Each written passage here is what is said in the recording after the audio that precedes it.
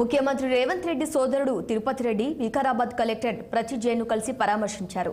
ఈ సందర్భంగా మాజీ మంత్రి కేటీఆర్ పై తిరుపతి రెడ్డి తీవ్ర స్థాయిలో విరుచుకుపడ్డారు.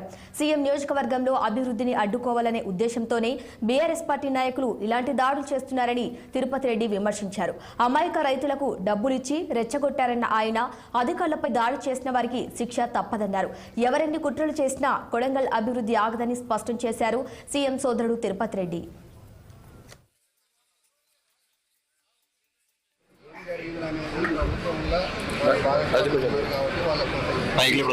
దాని మీద తాండూరు ఎమ్మెల్యే గారు మాట్లాడింది కానీ ఏం జరిగింది అనేది నేను లేకుంటే అందుకోసం ఇప్పుడు తెలుసుకుంటాను సార్. మీరు ఇప్పుడు జిల్లా కలెక్టర్ గారిని కలిసి సార్ కలెక్టర్ గారు ఏమన్నా సార్ దాడి జరిగిందని చెప్తారు సార్.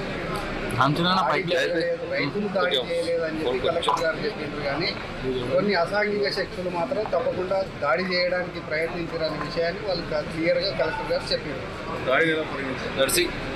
దాడిని తీవ్రంగా ఖండిస్తున్నాం, తీవ్రంగా పరిగణిస్తున్నాం. ఎందుకంటే ప్రజాస్వామ్యంలో దాడులకు తావులేదు. ఒక ముఖ్యమంత్రి నియోజకవర్గంలో అభివృద్ధి చేద్దామని చెప్పి ఒక విధంగా ప్రయత్నం చేస్తుంటే ఇలాంటి అసాంఘిక శక్తులు అభివృద్ధి జరగకుండా నిరోధించడం కోసం ఈ విధంగా కుట్రలు చేసి ఈ విధంగా దాడులు చేసి అధికారులను భయపెట్టించి అధికారులను పని చేయకుండా చేద్దామనే ఉద్దేశం ఏదైతే ఉందో ఆ ఉద్దేశాన్ని మేము తీవ్రంగా ఖండిస్తాం. ఏం జరిగింది అనేది ప్రభుత్వంలో కాబట్టి వాళ్ళ దాని మీద తాండూరు ఎమ్మెల్యే గారు మాట్లాడింది కానీ ఏం జరిగింది అనేది నేను లేకుంటే అందుకోసం ఇప్పుడు తెలుసుకుంటాను సార్. మీరు ఇప్పుడు జిల్లా కలెక్టర్ గారిని కలిసి సార్ కలెక్టర్ గారు ఏమన్నా సార్ దాడి జరిగిందని చెప్తారు సార్.